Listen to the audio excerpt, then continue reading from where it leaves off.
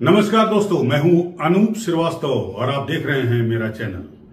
दोस्तों, पिछले 4 महीनों से हमारे और आपके बीच संवाद यानी बातचीत का सिलसिला कुछ व्यक्तिगत कारणों की वजह से बंद हो गया था, लेकिन अब यह सिलसिला मैं आज एक बार फिर से शुरू कर रहा हूं। और सबसे पहले आप सभी लोगों को महाअष्टमी की बहुत बहुत बधाई, शुभकामनाएं, दशहरे की शुभकामनाएं आप लोगों को, नवमी की शुभकामनाएं आप लोगों को। तो आज की जो बातचीत है वो आधारित है उत्तर प्रदेश में होने वाले विधानसभा उपचुनाव को लेकर। जी हां, विधानसभा उपचुनाव की तारीखें अभी चुनाव आयोग के द्वारा घोषित नहीं की गई हैं, लेकिन माना यह जा रहा है कि हरियाणा और जम्मू कश्मीर विधानसभा चुनाव का परिणाम आने के बाद अब महाराष्ट्र के चुनाव का ऐलान होगा और महाराष्ट्र और झारखंड के चुनाव के साथ संभवतः उत्तर प्रदेश की जो 10 सीटें हैं जहां पर विधानसभा का उपचुनाव होने वाला है, उनका भी उनके साथ ही तारीखों की घोषणा कर दी जाएगी। तो उत्तर प्रदेश में इस उपचुनाव को लेकर जो है बड़ी रसाकसी चल रही है, खासकर भारतीय जनता पार्टी और समाजवादी पार्टी के बीच, या यूं कहें कि इंडिया गठबंधन के बीच और एनडीए के बीच। लेकिन इस बीच हरियाणा के चुनाव परिणाम आने के बाद और जम्मू कश्मीर के चुनाव परिणाम आने के बाद समाजवादी पार्टी, जो कि अलायंस है सबसे बड़ी उत्तर प्रदेश में इंडिया गठबंधन की, उसने इन 10 विधानसभा सीटों के में से 6 सीटों पर अपने उम्मीदवार घोषित करके कांग्रेस को चौंका दिया है। जी हां, उत्तर प्रदेश में समाजवादी पार्टी के राष्ट्रीय अध्यक्ष अखिलेश यादव ने कल अपने 6 उम्मीदवारों का ऐलान कर दिया है। वो उम्मीदवार कौन कौन से हैं, ये हम आपको अभी बताते हैं। तो कांग्रेस को दरकिनार करके समाजवादी पार्टी ने जिन 6 उम्मीदवारों के नाम का ऐलान किया है, उनके नाम मैं आपको बता देता हूं। पहला उम्मीदवार है पहले जो तेज प्रताप यादव करहल से हैं, और करहल जो कि मैनपुरी की सीट है और समाजवादी पार्टी का गढ़ मानी जाती है। तो अखिलेश यादव के भतीजे और बिहार के पूर्व मुख्यमंत्री लालू प्रसाद यादव के दामाद हैं।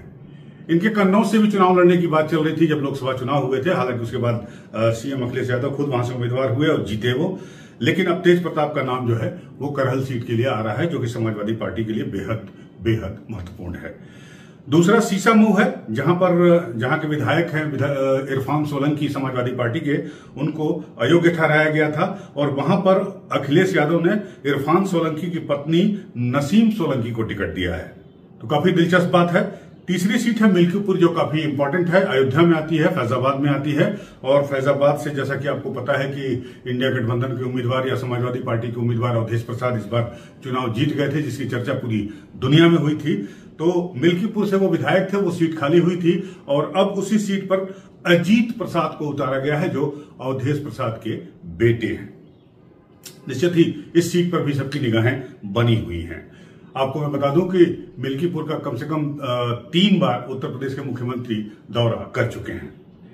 कटहरी की सीट है अंबेडकर नगर कटहरी से समाजवादी पार्टी ने शोभावती वर्मा को अपना उम्मीदवार बनाया है, जो सांसद लालजी वर्मा की पत्नी है। लालजी वर्मा पहले बहुजन समाज पार्टी में हुआ करते थे, लेकिन अभी वो सपा में थे और सांसद बनने के पहले वो यहीं से विधायक थे। उनकी पत्नी को उम्मीदवार बना दिया है। मझवा मिर्जापुर में है, यहां से ज्योति बिंद को समाजवादी पार्टी ने टिकट दिया है, जो पेशे से डॉक्टर हैं और इनके पिता रमेश बिंद जो है बसपा से वहां विधायक रह चुके हैं और भाजपा से सांसद भी रह चुके हैं। और 2024 में वो सपा के उम्मीदवार थे, लेकिन अनुप्रिया पटेल से हार गए वो। हालांकि हार का अंतर जो है वो काफी ज्यादा नहीं था। फूलपुर इलाहाबाद के पास या प्रयागराज के पास जो है सीट, वहां पर मुस्तफा सिद्दीकी को उतारा है। और मैं आपको बता दूं कि फूलपुर की सीट पर जो है कांग्रेस की निगाहें थी, लेकिन वहां से सपा ने अपना उम्मीदवार मुस्तफा सिद्दीकी को बना लिया है। विधायक रह चुके हैं। 2022 में फूलपुर से सपा के उम्मीदवार थे, महज 2732 वोटों से चुनाव हार गए थे। तो इन 6 उम्मीदवारों के नाम का ऐलान करके अखिलेश यादव ने एक मैसेज भी देने की कोशिश की है कि कांग्रेस जो ये उम्मीद लगाए हुए थी कि उसे कम से कम 4 सीटों पर लड़ने का मौका मिलेगा या समाजवादी पार्टी के साथ गठबंधन में उसके हिस्से में उपचुनाव की 4 सीटें आएंगी, अब मुझे लगता है कि अगर 2 सीटें भी मिल जाएं तो बड़ी बात होगी। और बगैर किसी सलाह मशवरे के अखिलेश यादव ने जिस तरह से अपने उम्मीदवारों के, सपा के उम्मीदवारों के नाम का ऐलान कर दिया है, उससे यही लगता है कि उपचुनाव में अब समाजवादी पार्टी कांग्रेस को कोई अहमियत नहीं दे रही है। खासकर हरियाणा में जिस तरह से कांग्रेस पार्टी की हार हुई, या हरियाणा में जिस तरह से कांग्रेस ने अपने सहयोगी दलों की उपेक्षा की, खासकर मैं बात करूंगा आम आदमी पार्टी की। जैसे पहले बातचीत हो रही थी कि आम आदमी पार्टी और ये दोनों मिलकर चुनाव लड़ेंगे कांग्रेस, लेकिन अंतिम समय में बात नहीं बनी और कांग्रेस को इतना कॉन्फिडेंस था कि वो अपने दम पे चुनाव जीतने जा रही है, सिर्फ हुड्डा के बल पर, और इस वजह से वो अकेले चुनाव मैदान में उतरी और वो उसे हार का बम्पर हार का सामना करना पड़ा। कहा यह जा रहा है कि अगर आम आदमी पार्टी के साथ कांग्रेस का गठबंधन होता तो हो सकता था कि तस्वीर बदल भी सकती थी, क्योंकि आम आदमी पार्टी, हालांकि जिसने बहुत अच्छा प्रदर्शन नहीं किया है, लेकिन 2% के आसपास उसे वोट मिले हैं, और जो कांग्रेस को वोट मिले हैं अगर उनके वोट को मिला दिया जाता तो ये अंतर शायद डिसाइसिव हो जाता, लेकिन ऐसा नहीं हुआ। और इसको देखते ही अब जो कांग्रेस के दूसरे सहयोगी दल हैं दूसरे राज्यों में, खासकर महाराष्ट्र में, बिहार में और दिल्ली में, मनीष सिसोदिया ने भी कहा कि कांग्रेस को अपनी रणनीति बदलनी चाहिए। यानी अब कांग्रेस के पास जो बार्गेनिंग पावर थी, खासकर मैं महाराष्ट्र और उत्तर प्रदेश की बात कर रहा हूं, तो उत्तर प्रदेश में तो अखिलेश यादव ने संकेत दे दिए कि यहां अब बार्गेनिंग का कोई स्कोप नहीं है। अब मुझे लगता है कि महाराष्ट्र में भी कांग्रेस को अब उद्धव ठाकरे और अपने दूसरे सहयोगी दल जो है पवार गुट, शरद पवार गुट, उस पर ही डिपेंड करना पड़ेगा। खैर, महाराष्ट्र चुनाव की बात कभी बाद में करेंगे, बात अभी उत्तर प्रदेश के उपचुनाव की करते हैं।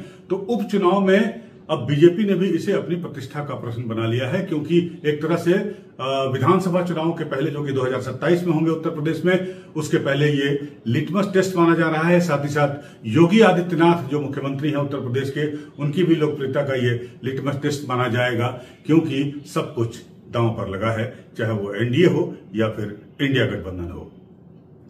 इंडिया गठबंधन का नारा जाति जनगणना और बेरोजगारी, आरक्षण, जाट, बहुत सारे संविधान, अडानी, अंबानी, ये सारे दांव जो उन्होंने लोकसभा में अपनाए थे उत्तर प्रदेश में, जिसकी वजह से उनको सफलता मिली, और उसके बाद ये सारे दांव हरियाणा में भी आजमाए गए, लेकिन इसका कोई फायदा नहीं मिला।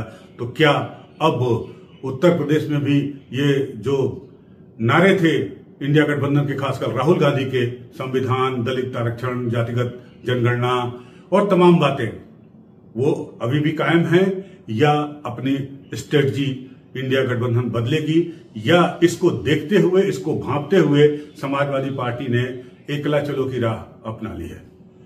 बहुत सारी बातें हैं और इस पर हमारी नजर बनी रहेगी, लेकिन एक सीट है जिस पर हम चाहेंगे कि आपसे चर्चा करें, और वो सीट है करहल की। करहल को भी बीजेपी ने अपनी प्रतिष्ठा का प्रश्न बना लिया है, और करहल से कौन उम्मीदवार होगा बीजेपी का तेज प्रताप यादव को टक्कर देने के लिए, इसके बारे में भी हम आपको बताते हैं। आप बने रहिए हमारे साथ। तो मैं बात कर रहा था करहल सीट की, मैनपुरी में। जी हां, मैनपुरी जैसा कि आपको मालूम है नेताजी का, यानी मुलायम सिंह यादव का, या उनके मुलायम सिंह यादव के परिवार का गढ़ माना जाता रहा है, और बीजेपी को इसे जीतना बेहद चुनौतीपूर्ण है, और बीजेपी ने इसे नाक का सवाल बना लिया है। लेकिन सवाल यह है कि तेज प्रताप यादव, जिनका अनाउंसमेंट हो चुका है समाजवादी पार्टी के कैंडिडेट के तौर पर, उसके मुकाबले बीजेपी उतारेगी किसको? 2-3 नाम हैं जो हवा में तैर रहे हैं मैनपुरी की फिजाओं में और उत्तर प्रदेश के समाजवादी पार्टी के दफ्तर के गलियारों में।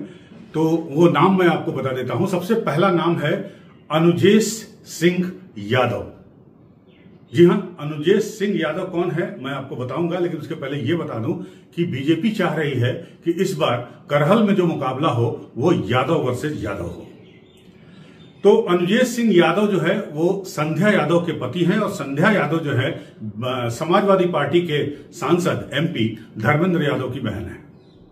2017 में इन्होंने बीजेपी ज्वाइन कर ली थी, और तब से वो बीजेपी में है, और उसके बाद वो समाजवादी पार्टी के खिलाफ चुनाव भी लड़ चुकी हैं।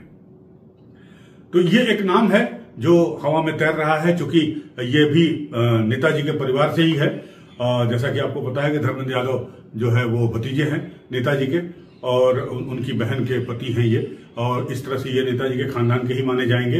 तो अगर अनुजेश सिंह यादव को बीजेपी अपना उम्मीदवार बनाती है तो ये एक बड़ा दिलचस्प मामला होगा। दूसरा प्रेम सिंह साके का नाम भी आ रहा है, जो वही साके जो 2019 में मुलायम सिंह यादव के खिलाफ चुनाव लड़े थे, लेकिन 90,000 वोट से मैनपुरी की सीट हार गए थे। और इसके अलावा एक वीरेंद्र साके का भी नाम आ रहा है। वीरेंद्र साके वो हैं जो मैनपुरी जिला यूनिट जो है समाजवादी पार्टी के, उसके वाइस प्रेसिडेंट है। लेकिन जो सबसे ज्यादा जिस नाम की चर्चा हो रही है वो है अनुजेश सिंह यादव की। बहरहाल बीजेपी ने अपने पत्ते अभी नहीं खोले हैं और ये फैसला हाईकमान को लेना है, और जो बीजेपी के प्रदेश अध्यक्ष हैं भूपेंद्र चौधरी और संगठन मंत्री धर्मपाल, ये लोग मिलकर फैसला करेंगे। लेकिन माना यही जा रहा है और उम्मीद इसी बात की जताई जा रही है कि करहल में जो चुनाव होगा वो यादव वर्सेस यादव होगा। तो निश्चित रूप से अगले कुछ दिनों में जब भी बीजेपी अपने उम्मीदवारों के नाम का ऐलान करती है तो स्थिति साफ होगी, सूरत हाल क्लियर होगी और हम आपको बता पाएंगे कि तब मुकाबला कितना कड़ा और बड़ा होगा। इसे जानने के लिए बने रहिए हमारे साथ। हमारी आपकी मुलाकात अब रेगुलर होती रहेगी। अगर आपको ये वीडियो पसंद आया हो तो हमारे चैनल को लाइक करना, सब्सक्राइब करना एक बार फिर से शुरू कर दीजिए। बहुत बहुत धन्यवाद आपका। नमस्कार।